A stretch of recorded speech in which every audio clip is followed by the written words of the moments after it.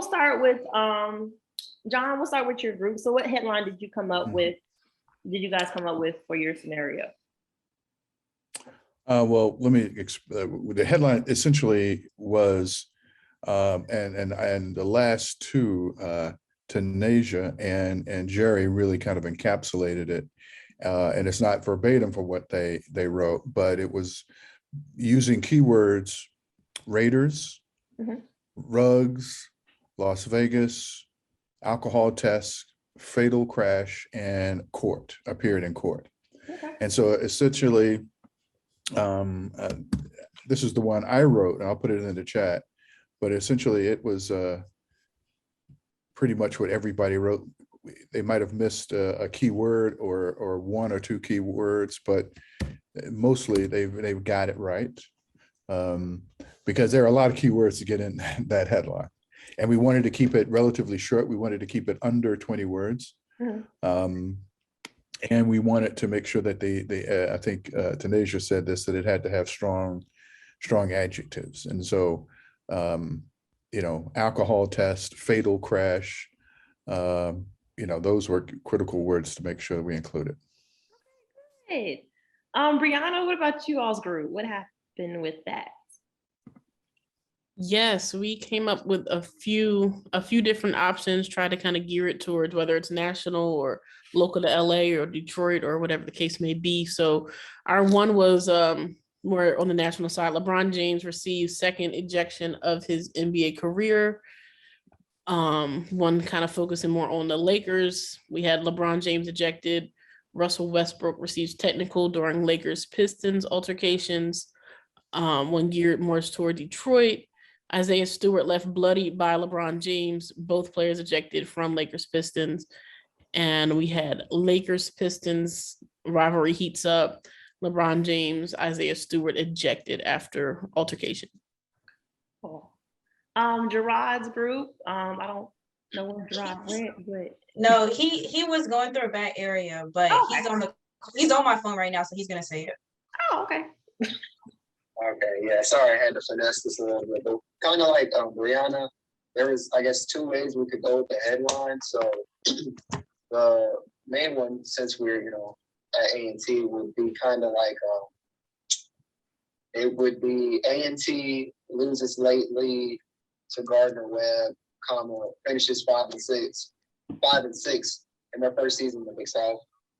And then if you were Gardner-Webb's perspective, it was their first win versus A&T in their history. So if you was a Gardner-Webb person, you would write Gardner-Webb makes late comeback, defeats A&T for the first time in school history, or something along those lines. I feel we're kind of discussing that depending on which angle you want to take with the story is where you're going to leave that point. And if, I think you could just mention in the story, this is the first time A&T lost in their school history if you're writing for A&T, and then it'd be like the headline for the other school.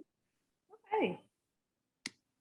Well, I hope everyone learned a lot. So we're going to go ahead and get into our discussion topics and kind of going to go out of order. We'll start with Brianna. What's some key tips to doing good editing? So what's some things that we can do before we send in that final revision to our editors? What are some things that we need to look out for when writing our story? You definitely always want to fact check, and if you're able to, if you have interviews or if you're able to listen to press conferences, kind of go back and double check to make sure your quotes are accurate, and names for sure. So little things like, the B and LeBron being capitalized, and making sure it's those little things that all add up. Because if you're trying to briefly or quickly skim through it, those are the little details that you're going to miss. So it's like everyone has detail oriented on their resume, but you really have to hone in on the little things, because that's what starts to add up. Okay. And so, John, as you mentioned, you were pointing about the facts. So what are some key tips to writing a good headline? Oh, you're on mute, by the way. Let me unmute you. And Alexis mentioned this, writing a good headline is keeping your audience in mind, but also keeping the fact that most headlines are going to be pulled through algorithms into whatever social media platform you're going to be reading. And so, taking consideration keywords for your audience, and also taking consideration keywords for the SEO, for the algorithm. And so, for instance, now I'm writing a lot of headlines on Jackson State, right? At the Undefeated. So I make sure that in the headline or the deck, Deion Sanders' name is mentioned, right? Because the SEO is going to pull that name, and people, when they see Deion's name, they're going to read the story no matter what it might say. So for both purposes, for SEO and for audience, I make sure Deion Sanders' name is mentioned. Also for headlines, I want to make sure that I use words that are clear and to the point. So I don't use words that people might have to stumble over and think about what that word means, And so I'll use simple words and try to use simplified language. I try to make it as succinct as possible, but also making sure that it makes sense, because sometimes, it can be a shorthand line, but it has to make sense. So keywords, particularly around names that are trending, like Deion Sanders. Okay. And so do either Brianna or Gerard would like to give any key advice on editing or like writing headlines? Aside from what John said. Wait, did Brianna say something? Yeah, she talked on editing. Oh, okay. I'm sorry.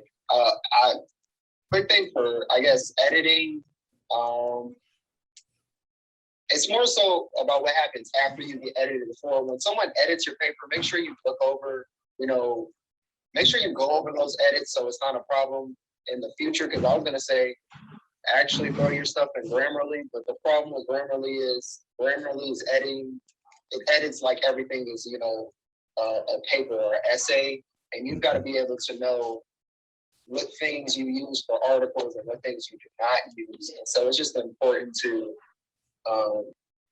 be able to know that actually you do need a comma or you don't need a comma, or that, basically Grammarly is going to edit this and that. But I wouldn't say I do strongly recommend, getting it, proofing it through Microsoft Word or Google Docs and then still throwing it in Grammarly. Because again, it can still catch up, catch a lot of small mistakes that you didn't know. And then you'll also become better because you'll know what to catch for yourself from Grammarly. So it's like getting that one paper edited, 2 or 3 times, just doing that process. And so I guess we can all agree that the key to any great piece can also equate to a great interview. So what are some advice that you guys as panelists can give to preparing for a sports interview before you report after a game or do like a profile article on a player? What can you do to prepare for a good sports interview? Well, for me, the first thing is do research on the subject, right? Do research on the athlete or the coach, whoever the subject's going to be before you, right? So that you don't ask, rudimentary questions that have already been answered somewhere before, right? And so like, if you're doing an interview with somebody, you don't ask them where they grew up, right? You should know where they grew up before you ask, right?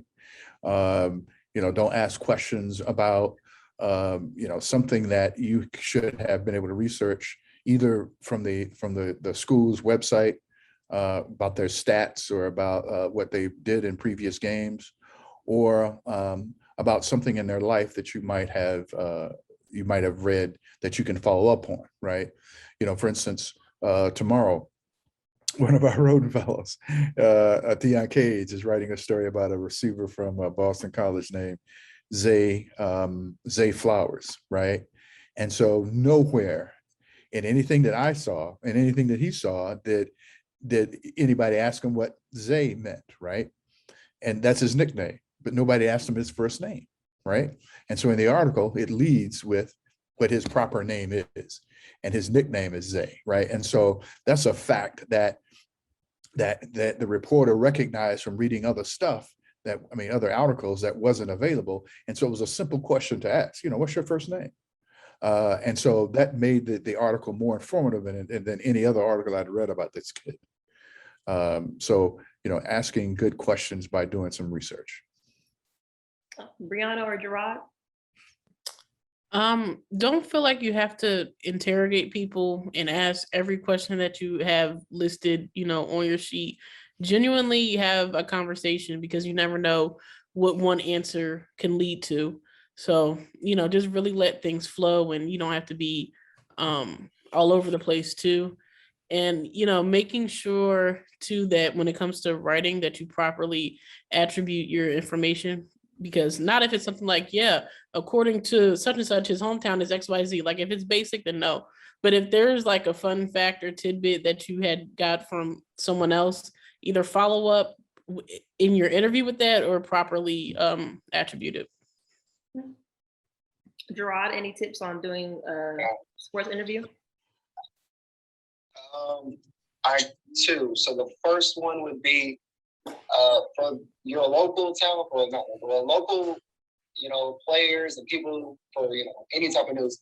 Take that as serious as you would if you were interviewing somebody that you admire or look up to or something like that. Because if you were going to talk to them, you'd be prepared, you know what you want to say, all that good stuff.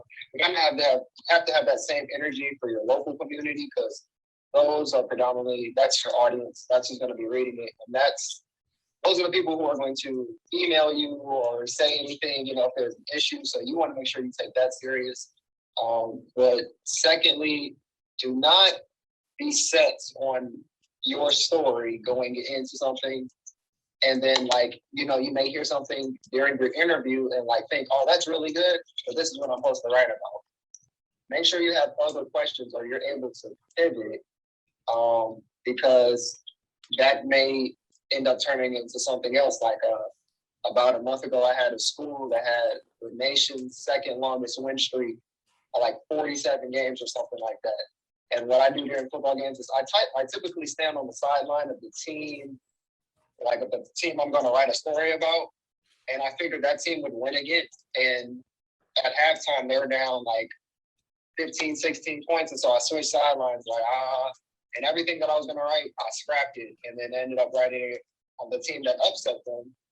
And that story was going to be way better than anything I had planned. So you got to be able to pivot at a moment's notice if you hear something or see something different. Okay. Does anybody else have anything else to say? If not, it's okay. The other thing I would just suggest is, and you guys probably already do this, and that is record all your interviews, right? And then as you go through them and listening for quotes, recognize that the quotes are your energy that propels the story along. It propels the narrative along. And sometimes even if you get, one or two sentence answers from your sources, right? That often is the case, with college students, right? They don't elaborate on an answer, but those 1 and 2 sentence quotes can still be very informative if, as someone said, you follow up on those answers, right? You follow up on those answers and you might be able to draw them out further. So, record your interviews, but also make sure that you listen, and someone said this as well, listen to what your subject is saying so you can draw out more lengthy answers to your questions.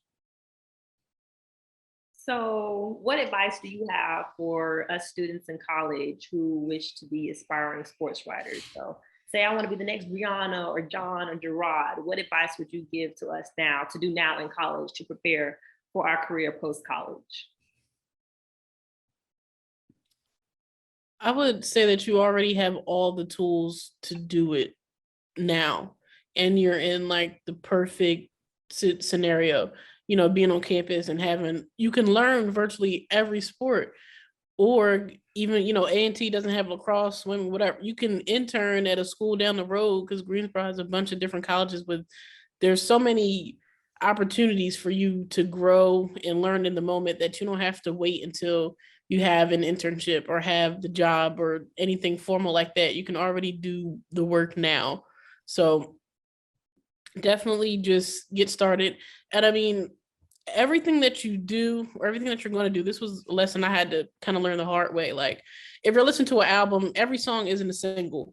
So it's every piece doesn't have to be groundbreaking, next level, it don't have to be ridiculous. Beyonce got Halo, she got Pretty Hurts, but it's variety. Everything is a different muscle for you to grow. But really, I would just say the important thing is getting out and doing it, because that's going to make the difference. For everything that I have on my resume, there's 2 to 3, experiences that I had behind it that helped me get to that position.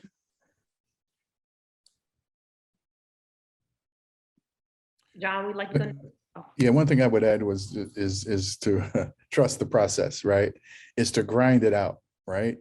I was talking to some HBCU students last week about Stephen A, right? And so Stephen A, y'all know him, y'all heard him. He started as an intern at the Winston-Salem Journal. And then we went from the Winston-Salem Journal to work at another newspaper and ended up at the Philadelphia Inquirer, where he labored for a lot of years before he even got his first radio show. And then he got radio before he got to TV. And then as he was grinding, he was getting better, better, and better and better. It's like, when we think about athletes, right? We think about athletes in terms of having a career arc, meaning, having a career, then getting to a point where you begin your skills and your body begin to atrophy, where you can't compete anymore.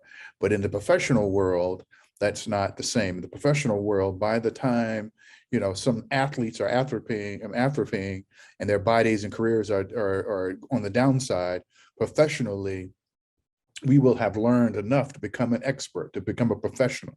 And so it took Stephen A 20 plus years to get to, to ESPN, right?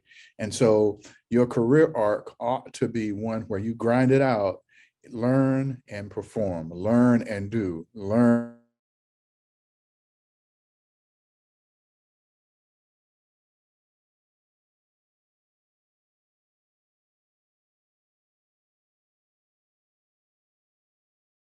And hang your hat on that skill, then it will be difficult for you to be able to be excellent at one thing that you will get hired for, right? Because the more jobs that you have to become an expert at something, right? And so we have role models that we model ourselves after, but look at your role models, not where they are right now, for instance, but look at where they came from. Okay, look, Jamel Hill, right? All right, I knew Jamel when she worked as a columnist and a college reporter at the Detroit Free Press, right? And look at her now. So she did not end up where she is now because of, she did end up where she is now because she started and learned the craft, learned how to source stories, learned how to speak in different languages, right? She has to learn how to write. She had to learn how to translate that to television. And now she has to learn how to translate that as a columnist again. And she has her own production company, right? And so she's built her career on a ladder of skills. And so grind it out, trust the process of learning those skills, and you can get to where you're going.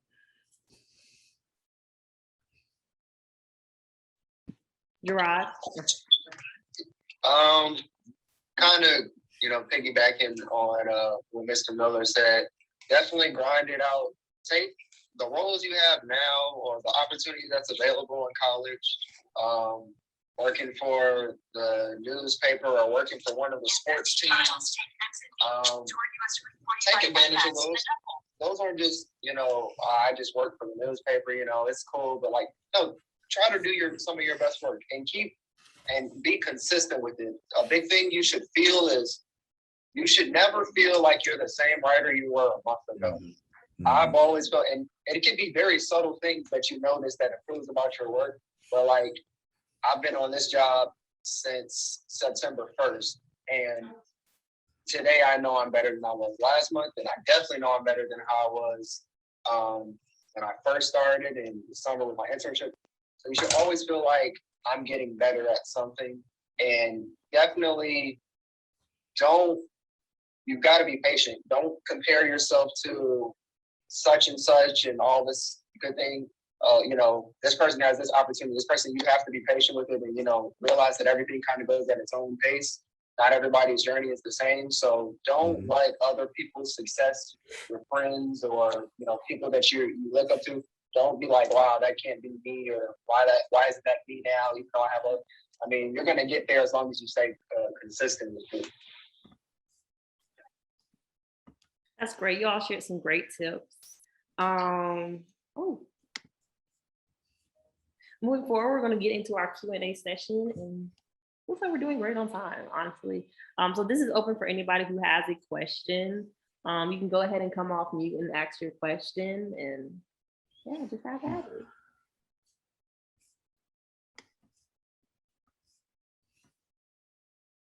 I saw Jamil had a question, but I don't know if it's already been answered. I think it was Jamil. It was Jamil or Jai? Oh no, I didn't have a question. Oh, okay. Well, I forgot. I thought somebody typed into the chat. Okay, go ahead, Kendall. Thank you for coming to speak to us today, everyone. My question for you all is, when you get into these new spaces where, you know, you might be challenged to write on content that you don't have that much knowledge on, like, what is your process of familiarizing yourself with, you know, this new area that you've been exposed to while trying to, you know, accurately write about it, if that makes sense? Yeah, that makes sense. Read, right? Read about it, right? Read as much as you can about it. And if it's a sport or a news story that you're writing, or a feature story that you're writing about a person or a situation you don't know about, read as much as you can about that subject within the hour, 2 hours, the day before you actually have to do the reporting. And then if you have a mentor, somebody you can call up and say, look, I don't know how to cover lacrosse. Tell me, explain it to me, right? Or you're covering a news story, right? You're covering a police story, right? And you don't know exactly what to do as far as how to get the police reports or whatever. You know, talk to somebody, talk to an editor, right? Talk to somebody who has experience in being able to decipher what the sport might be, or decipher what that situation might be. Because all of us and all of you will be working with someone who knows more than you. Pick that person's brain. All of you will know someone who can be a mentor to you. Pick that person's brain. Go ahead, Thank Jai. you.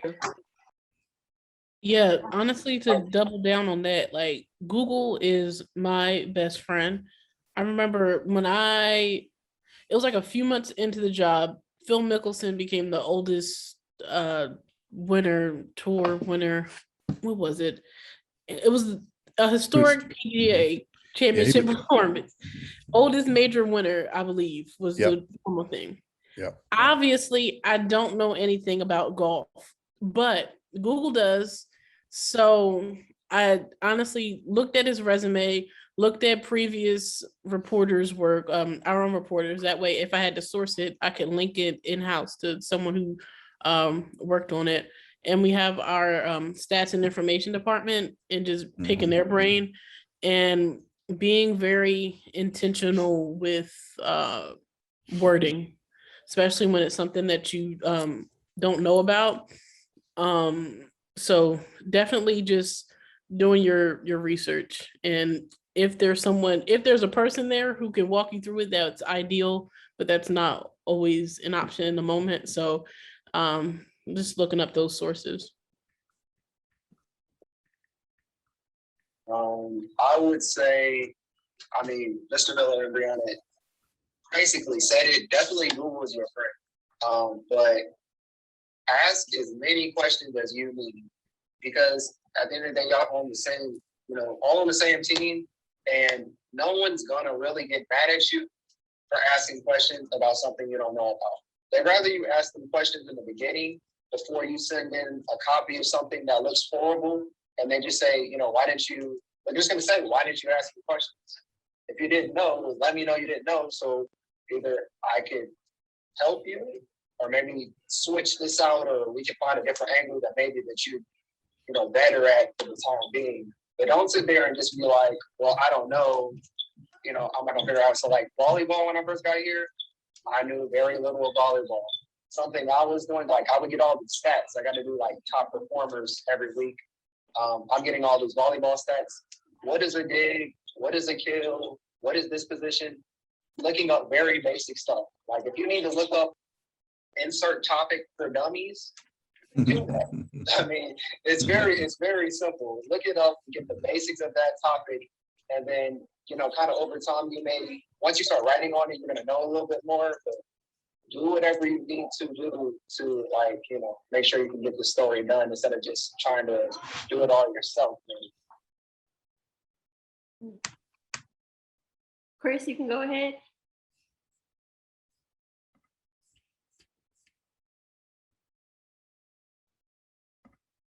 You're on mute, I think.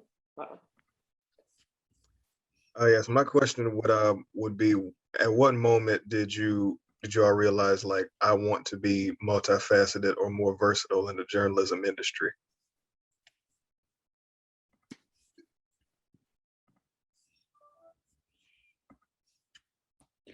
Well, for me, it came, okay, for me, it came early in my career when I recognized that, and I'll be truthful about it, that is, it was the editors who were making the decisions about what gets written and what gets produced, and not the reporters, right? And so I wanted to be the person who helped dictate coverage as opposed to having coverage dictated to them, right? And so from that point, I recognized I wanted to be an editor. And then from that point, I recognized that as an editor, I needed the experience of being an editor, right? And so I just couldn't go from being a writer to an editor without some experience. And so I started working my way around the newsroom, newspaper newsrooms, in sports, of course. I worked for USA Today in sports for several years, covering colleges. And then became an assistant managing editor for colleges at USA Today. And then I said, okay, I wanted to run a newsroom. And so at the time, the newspaper company said, okay, here's a newsroom in Pennsylvania that you can run. And so at that point, I became a newsroom editor, became the top editor of the newspaper, and then worked for several newspapers as the top editor, including the Winston-Salem Journal, where I was the top editor in that newsroom until I took the job at ESPN. But what I have found in my career is that you never stop learning. You never stop figuring out, you know, what is the next iteration of what you want to become, and using those skills that you've gained from day one to build a career, just like a brick by brick, or climbing a ladder. You one thing after another and after another. The other thing I would say is that your reputation precedes you, right? And so if you are a slacker, okay, or if you are somebody who is prone to errors in your copy, if you're somebody who is excellent at writing and deciphering stories and telling great stories, then your work will precede you. You know, so when you go for another job, your references will sing you praises, or your references will say, you know, I don't know about this person, right? Because journalism is a relatively small field of professionals. And so if you are very good, your reputation will precede you, but if you're not good, your reputation will precede you as well. Does anybody else want to touch base on that question? Yeah, I can. I mean, of course, I'm a young reporter right now, but basically about being multifaceted, you know, I started it with you just got to take initiative, and knowing that everything you want to do, you're probably not going to be able to do it when you first, you know, get that job anyway. You don't just say, I like this and I get to do it. That's not really how it works too much. So my first thing was like, maybe after my freshman year, I got a camera and I made a YouTube channel and stuff like that. And I started practicing how to work cameras, although I was very much afraid of doing that. Like, I don't know how to work all of this. I made myself learn it because I'm gonna need to know how to make packages, and I'm gonna need to know how to make clips or something. And then I, you know, was working as a videographer for a basketball team. I mean, I'm not the most experienced videographer, but like, you know, I took that and, you know, started working with different cameras. And that also gave me the opportunity to do something like interview the basketball players without having to get permission. So I could write. I'm sorry about that. I took that, you know, that experience and was able to, you know, be able to interview players, get stories out of it, stuff like that. And then the same thing when I had my internship with Scripps, they almost gave me no type of sports ever. It was just news. And that's not what I liked at first, but you gotta just take, you know, what's there and not really say, you know, no, just go ahead and do it and try something new. And when you do all of that stuff combined, you'll eventually get to where you want to be, you know, covering sports or news or whatever. And people are like, yeah, I can trust you to do that because you've shown, you know, what your capabilities are when you're not necessarily comfortable. So, A lot of times it's the only option too. So like when I was at, in undergrad at A&T, being an editor or a writer, that was not on my vision board. It was not my plan. I was a videographer and I liked to edit videos, and that was my lane. I liked production and those kind of things. Then sorry. Then opportunity at ESPN. It was turned into a social internship. Didn't know anything about social, but I had to learn it. So you're put into these spaces and these opportunities where you have to do so. And I remember while I was an intern, when I had a conversation with Dave Roberts, and he's a senior vice president right now he's over NBA, like the morning shows and all that kind of stuff. And I was just talking to him like, I don't know, should I follow my passion? Da, da, da, da. And like one of the realest conversations I ever had, he was like, that's not going to pay the bills at the end of the day. And it's the truth. So while, honestly, like as an editor, I make much more than what my offer was on the social side or any other side, but it was a position where I had to go into it and learn and grow, and I wasn't immediately comfortable. So you can grow into a passion, and you can, you just might not be passionate about it at that moment because you don't know about it. So it's also having that perspective on life that throws into it too, where the only option is to be multifaceted because somebody got to pay the bills. Melvin, you can go ahead and unmute yourself. All right, well, it's kind of based off of what Chris kind of asked, but my question would be, oh, my camera's off.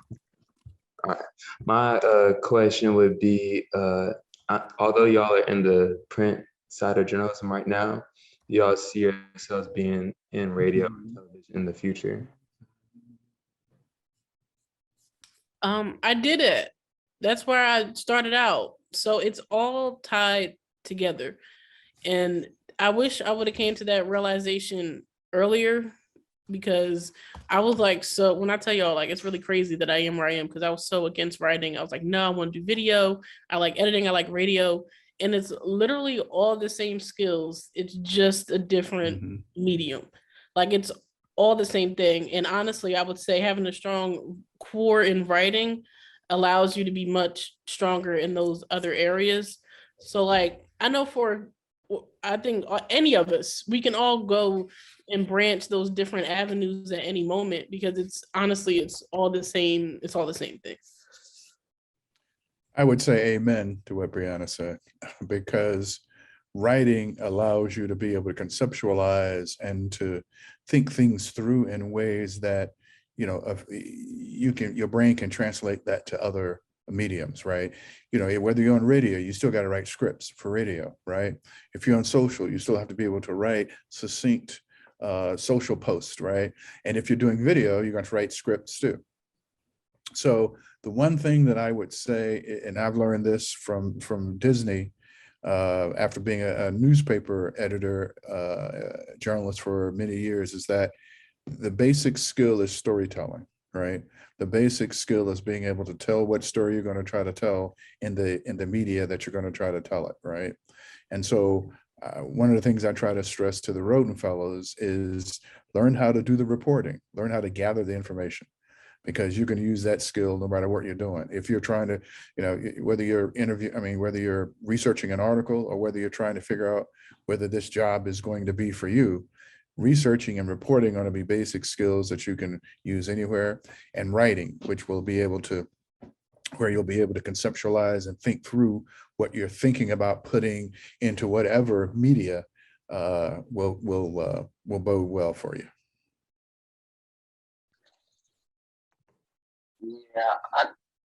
Yeah, Brianna and Mr. Miller, they hit it on the head as far as the writing thing. I mean, that's, if you can do that, everything else, you can pretty much work on and get better at easily, but you've got to be able to know how to write. And so, yeah, they pretty much said it all, their responses. Thank you. Jerry, would you like to go ahead, ask your question? So what advice would you give to students that are preparing for like internship interviews and job interviews in the spring?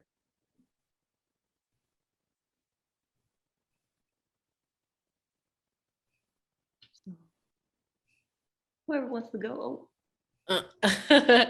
I think really be yourself and be comfortable. People, and then people hire people that they like, and you don't have to go into an interview. That's not saying don't be professional, but you don't have to be robotic. Like, let your personality shine through. And Glassdoor is great. A lot of times you're going to find a bunch of the interview questions on there, and even if it's not the interview question specifically, just practicing, answering and going back and forth and having that dialogue with a friend or a family member really helps the process. But I really can't stress how important it is to just be comfortable and to be yourself, because even if say you might not get that position, the recruiter or the interviewer, if they remember you, they will reach out, and it's always good to have those relationships. But don't be afraid to let your personality shine through. Here's one thing that and I've heard people at Disney, I've heard interviewees at Disney tell me this, and that is look the part, right?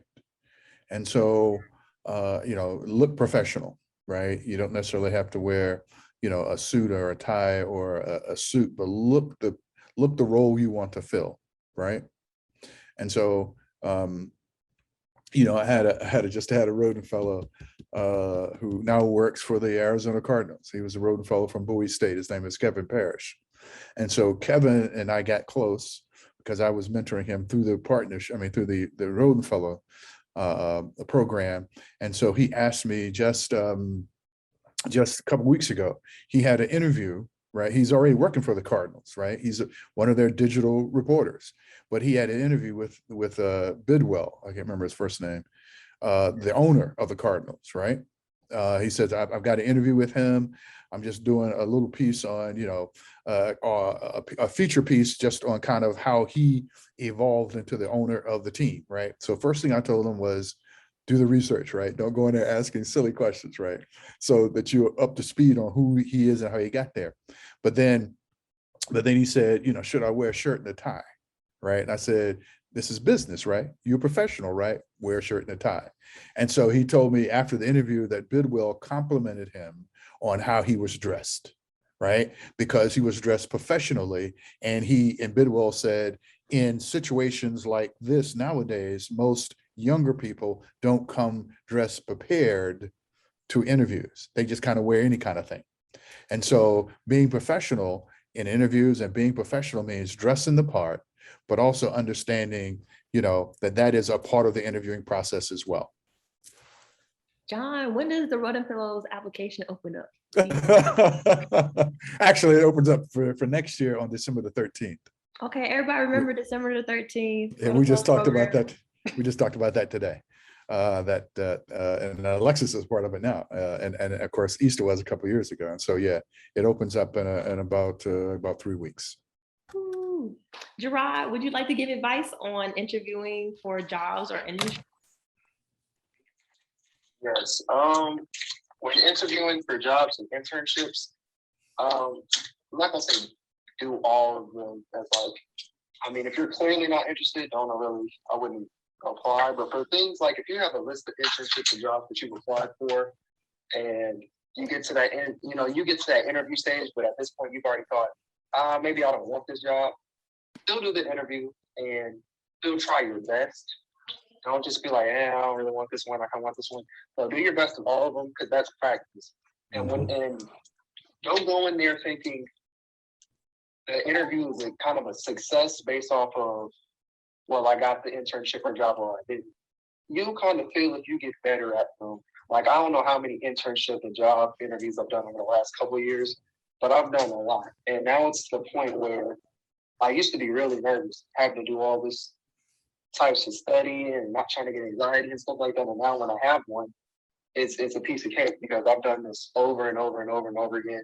So I'm comfortable. I know there's going to be all these types of questions. They're asking certain questions. They're looking for certain things. And now I'm to the point where, like Brianna said, I'm not in the interview being robotic. Like I can answer your questions while still being me, you know, and be able to add in like, you know, something that's off, you know, that's not on topic, but it's not deviating too far from the conversation, but that can relate. I'm not just answering questions like you're interrogating me or something like that. I know how to make it a conversation.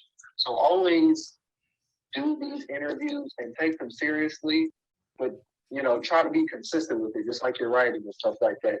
You'll feel better when you do them. You feel more confident, and it's all about taking mental reps, pretty much. And if I may offer a piece of advice, also, if you know the person who you're interviewing with, be sure to like stalk them on LinkedIn and whatnot. So that you can become relatable to them. Like Brianna said, people hire who they like. And I stalked John and Mr. Roden and everybody else. So be sure to do research on your interviewer.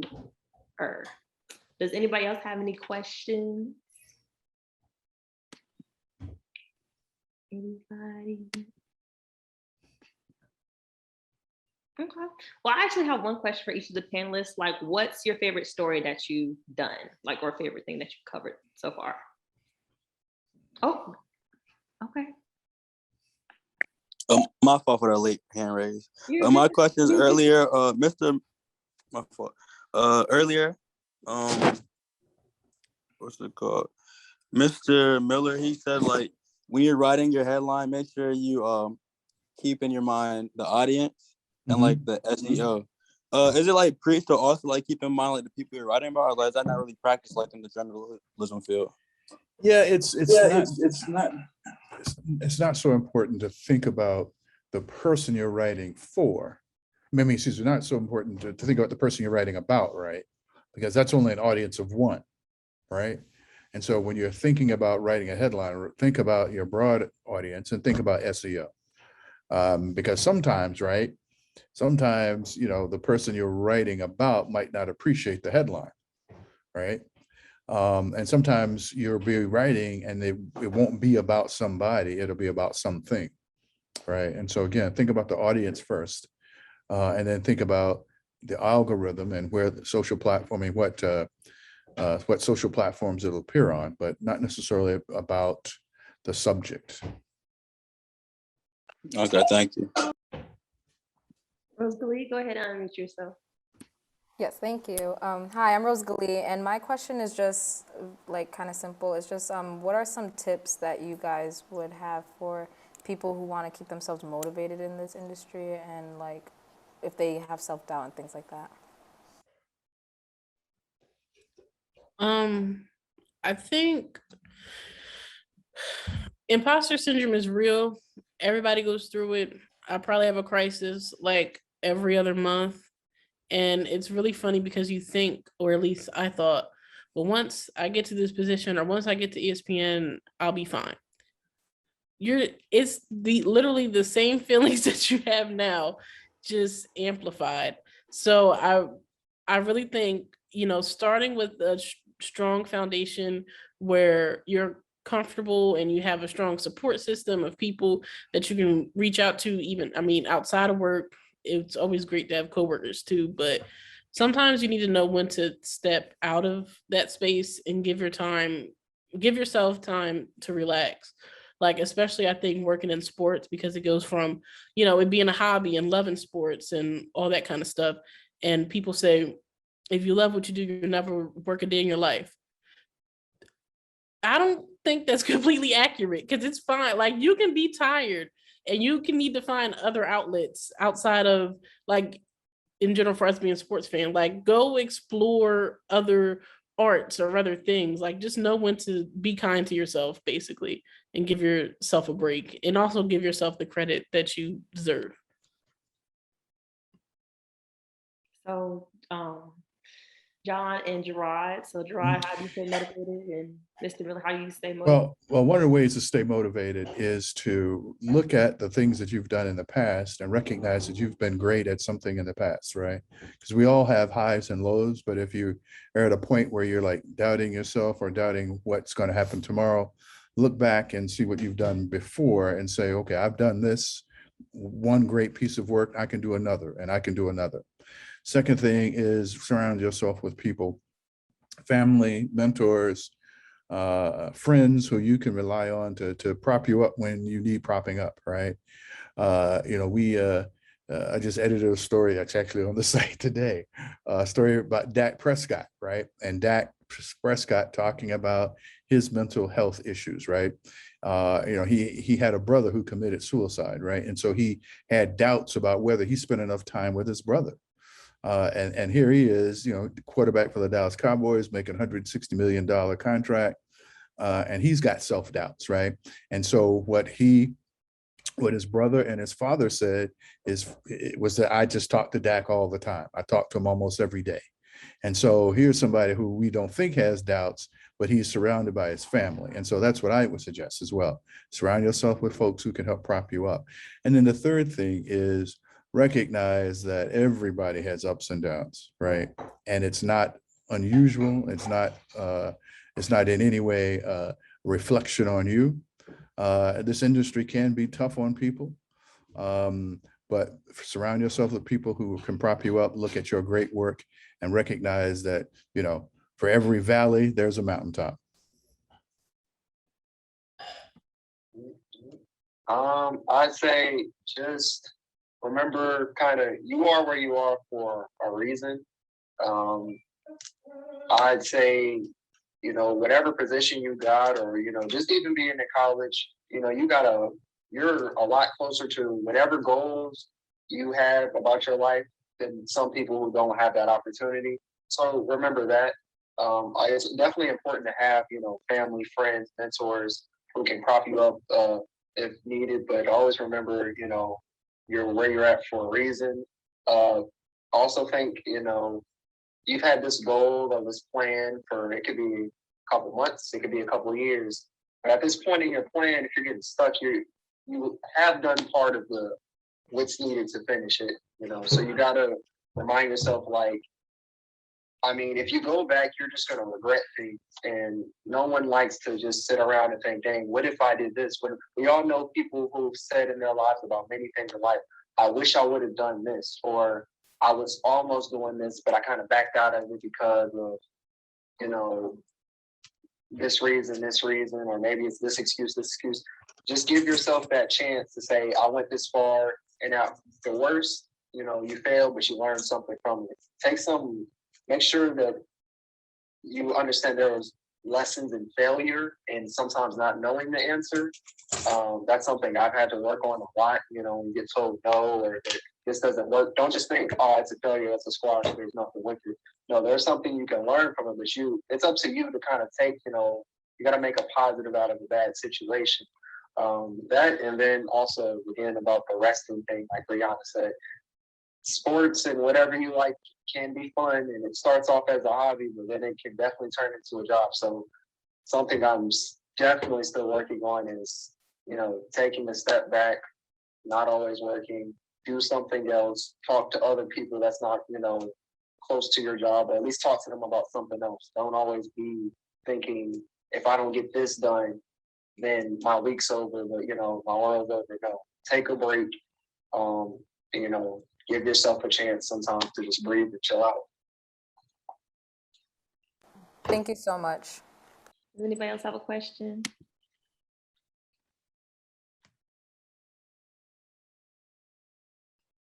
Can y'all still answer my question? What's y'all favorite story y'all written on?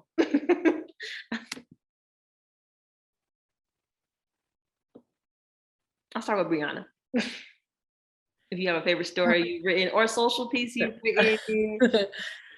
That's difficult. My most memorable thing that I did on social, I started social, it was during the pandemic, so it wasn't any sports going on, and it was hard. It was dry because it's like, what do we talk about when there aren't sports? But one thing we would do, really listen to press conferences and tweets and all that kind of stuff. And so I think it was a quote from Tyreek Hill, who after the Chiefs won the Super Bowl, he said they were chasing Tom Brady. Like, why not? 6 ain't the goal, let's go for 7.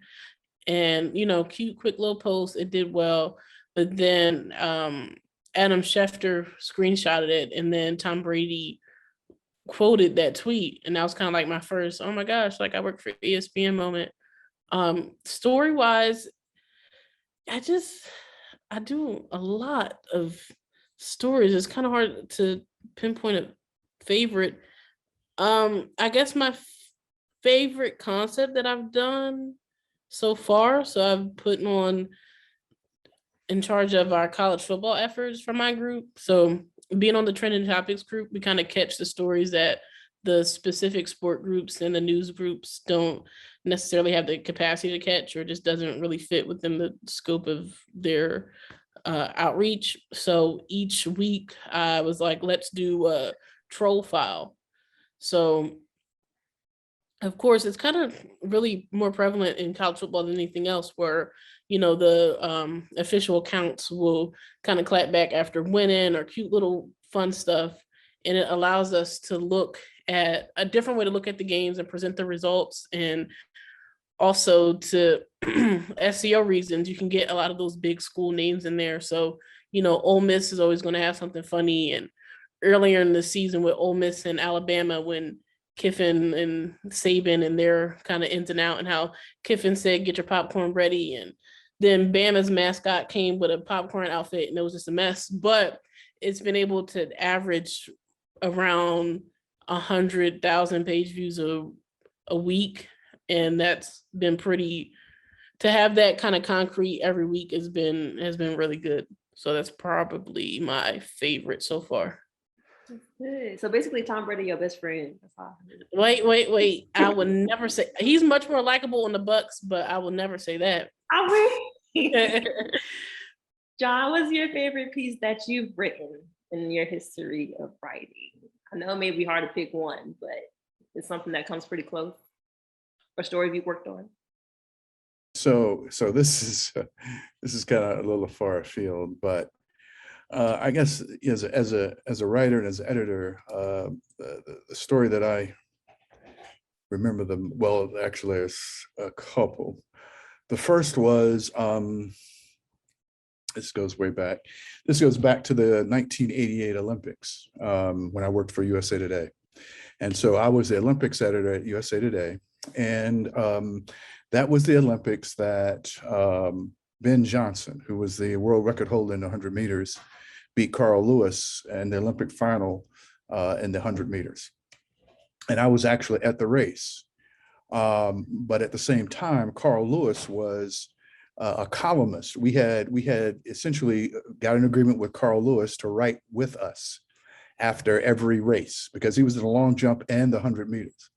And so after the 100 meters, he finished second. But within a day of that, the Olympic Committee declared Ben Johnson failed a doping test.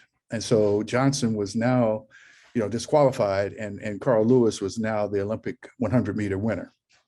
And so as the Olympics editor, I was the one writing along with Carl his column, right, of every time that he ran. And so we had sat down to write a column about him losing the 100 meters. And then we find out, because of the disqualification, that he was now the winner.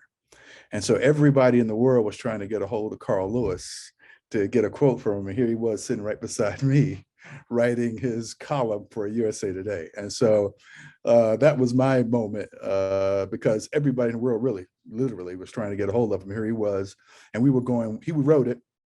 And then I wrote, I kind of ghost wrote it for him. And then his people kept telling everybody, if you want to know what he thinks, read USA Today. And so the day, and of course, this was before the internet really. And so everybody did have to wait until we published the next day what he had to say. And the one thing that Carl said afterwards was that, it sounded as what the final product was it sounded as if he had actually written it. Meaning as an editor, I allowed him to speak the words, and I was just kind of pretty much just making sure that that it sounded like him. So that was one of the moments that I'll always remember. And the second story was a news story that happened in Hickory, North Carolina, about 10 years ago. I was the editor of the paper in Hickory, North Carolina, when a young girl by the name of Zora Baker was murdered by her stepmother. and her stepmother, essentially dismembered the body and scattered the body parts all around several counties around Hickory. Became a national story. I was on Nancy Grace for about 3 weeks straight, kind of night after night. And then the newspaper, we wrote a book about the story. And so that was a favorite story of mine because I was the editor on it. I wasn't necessarily the writer, but I was the editor on it and helped guide that story, guide the story as it was told over a period of about 18 months, day by day in the newspaper as the editor of the paper, editing the stories and making sure the photos were shot, making sure the reporters were following the police and making sure that the court case was reported accurately. And then after it was over, then writing a book about it. The same reporters who reported the story then went back and used all of their notes that they had not been able to use as reporters to do some additional reporting. And we wrote a book and I was the editor on the book. And so it was a story that played out over a matter of months, but sometimes that's how stories are, right? The truth is not revealed in the moment. And as journalists, we have to be in the moment, but we also have to kind of be historical in terms of telling a story. Gerard? I don't know, like Brian said, although I've only been working a couple of months, do stories so much, I don't have a favorite, but a really good one that I feel like that just came to mind was I did a interview probably within my first couple of weeks being here. So there was this golfer, 17-year-old golfer who had cancer twice. And they overcame it both times. And he's one of the better golfers in West Tennessee, which is where I'm at right now. And the reason I say that story is there was some my job, pretty much is I follow recruiting, the bigger recruits, for football and basketball predominantly. I don't have to do too much of the golf or something like that. But, whenever I be having complaints or I just be thinking about how, sweet everything is, it's stories like this that kind of reel you back in. So having to talk to this kid and his mother about going through cancer when he was 4 years old. And then actually the mom was saying that his sister, who was a year or two older than him, she had cancer. And then right when she finished it, 6 months later, he got cancer. And then it came back a few years later and he got it again. And, talking about those hardships and struggles with your kids and having to relive that, it kind of, puts you in your place as far as things I'm complaining about or I'm stressed about.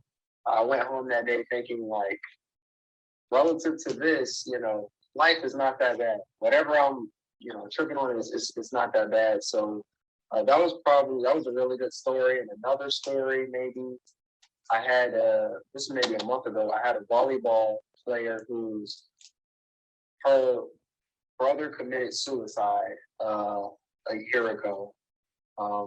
He had some mental illness that, coincided with that. But that volleyball player had lost 4 family members within 12 or 13 months. And she had turned 18 the day I interviewed her. Or no, she turned 18 the day after I interviewed her. And so all of that, dealing with that, 17, 18 years old. And something that hit me besides, her story was her and the coach, after I stopped recording and we was going to go, do the photo shoot, her and her coach stopped me and there was just, this is a good interview. We've never had someone take the time out to, really get to know, the player and ask thorough questions. Because I had, tons of questions. And, when you have a more sensitive topic, you kind of have to be that way. But them just kind of being thoroughly impressed that I cared enough to not only study her, because she was a really good volleyball player, but, being able to kind of make her hash into the situation without making her, too sad or kind of taking this interview somewhere else. That for my first month, considering the person I'm replacing worked here for 20 plus years and it's from here, them saying, oh man, this is really great work, stuff like that. That was a boost of confidence for me. Thank you guys so much for sharing. We'll go ahead and wrap up. Does anybody have any final pieces of advice, or anybody have one last question they would like to get in before we close out? If there are no other questions, I'm gonna have each one of our panelists just tell us like a final piece of advice, and then where we can follow you and find your work and how we can stay connected with you. I'll start with Brianna. I guess one final piece of advice I would say is that you don't have to have it all figured out, and that's fine. Like my second to last semester, or last semester, I think it was second to last, I took that Guffey's editing class. No, it was my last semester, because I was like, Lord Jesus, am I going to graduate? I took Guffey's editing class, y'all, and I was awful in that class. Like, barely passed this editing class, and I'm an editor. And like, you don't have to get absorbed with the formula of it all. And like in my interview, the questions about, you know, identifying a lead and a nut graph and all that, that's fine. Like, it's important to know, but you can also learn on the job in the moment. But your creativity, your confidence, willingness to pitch and contribute, all that kind of stuff is just as important as being able to identify different things and know the technicalities and all of it. So, and also to know your strength. Like, there's going to be some people on the team who, I'm not the person who could churn out a quick news story or 150 or something, but I can give you a fun, colorful story. You know, give me a little bit of time, I can give you something good.